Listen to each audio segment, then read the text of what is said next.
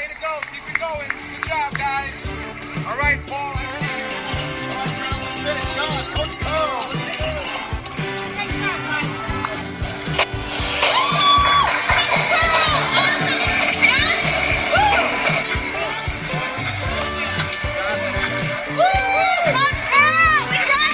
Hey there, everyone. It's Wednesday, the 4th of December, and it's around lunchtime, so a little bit later than normal.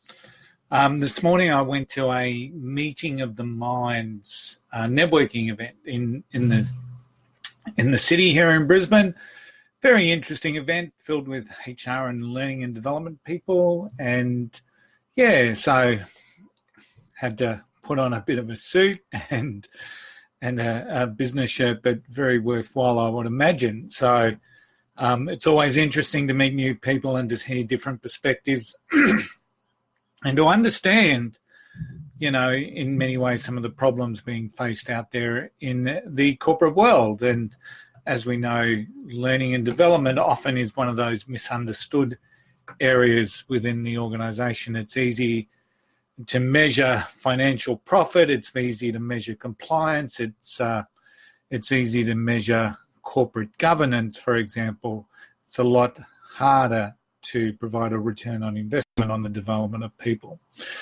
Now, today, I just want to share the lyrics to a song, and it's a song that continues to reverberate in my life. I first heard it, I reckon, when I was in high school, and it was a song by a guy called Harry Chapin. Now, I've spoken about this song before because it's one that really resonates with me and really provides some reflection for myself and for others that I share this particular song with. It really does provide some insight. Harry Chapin, for those that don't know, he's the unfortunately, very short-lived life, but he wrote the song Cats in the Cradle, which was copied, I think, by, the name escapes me at the moment, to be honest, but it was made more popular by a rock band. But Cats in the Cradle is about that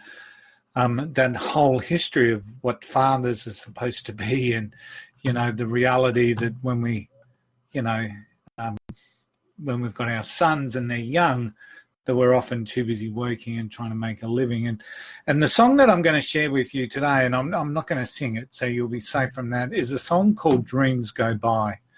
And I'll just go verse by verse, and I'll just place some context into it of why some of this stuff is really, really important.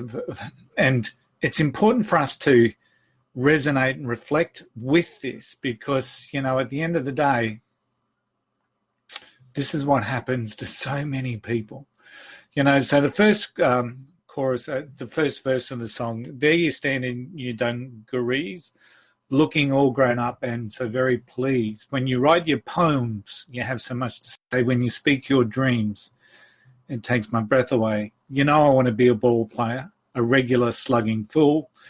But I guess our dreams must wait a while until we finish school. So he's talking about, so in that first verse, he talks about that exuberance of youth, that ability for us to think that we can do anything in the world. So we've got obviously someone that's writing poems, showing their creative side.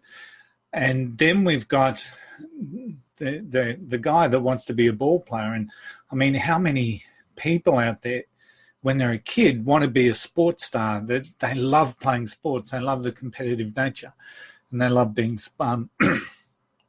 playing sports. But the last two lines, but I guess our dreams must wait a while until we finish school, is really relevant because so many people are telling us that at that age, you can be anything you want when you finish school, or you've got to go to uni. So we start to condition ourselves early that life is potentially not necessarily what we want to make of it, but what we believe others want us to be. So then he goes to the chorus, and so you and I, we watch our years go by, we watch our sweet dreams fly far away. But maybe someday, I don't know when, but we will dream again, and we'll be happy then till our time just drifts away. So that's the chorus. So that realization that time keeps moving on, and sometimes we just never get to chase the dreams that we had. Now, the second verse, there you stand in your wedding dress, you're so beautiful that I must confess, I'm so proud you've chosen me when a doctor is what you want to be. I want to be a painted girl, a real artistic snob, but I guess we'll have our children first. You'll find a home, I'll get a job. So once again, here we start to see that first symptoms of regret, I'm so proud you've chosen me when a doctor is what you want to be. So it's like there's a choice. I can either get married or I can be a doctor. And once again, it's living the life that we're seeing unfold in front of us. I want to be a painter girl, a real artistic snob. But as we know, some of the creative industries don't necessarily pay a great deal. But I guess we'll have our children first. You'll find a home, I'll get a job.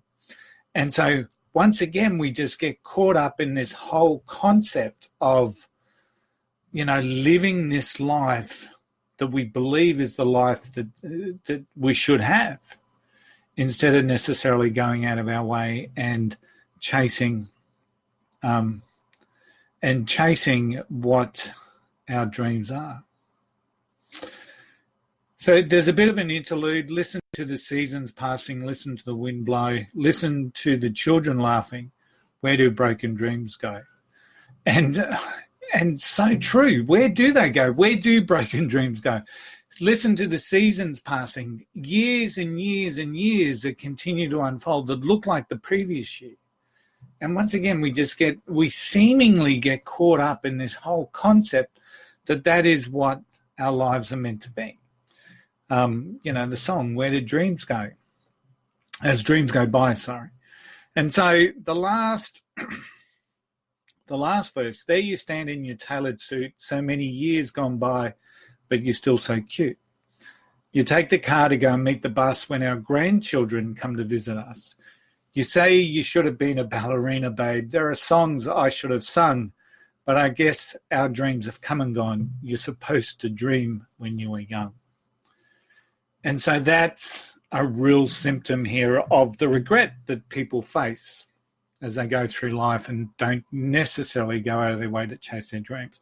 So it's a really relevant song to me. Every time I listen to it, it's always one of those songs that just means something to me. It spurs me on. I don't want to be in that position when I've got grandchildren, that I'm sitting there thinking that I didn't give something a crack, that I didn't chase my dreams, that I didn't have a go. Remember 2020, it's all about conquering 2020. 2 marathons, 2 books, that's my goal for 2020. I hope that you certainly have a goal as well. But I guess our dreams have come and gone. You're supposed to dream when you are young. Now, don't be in that position. Have a look at what you want to get out of 2020 and let's have a crack at making it happen.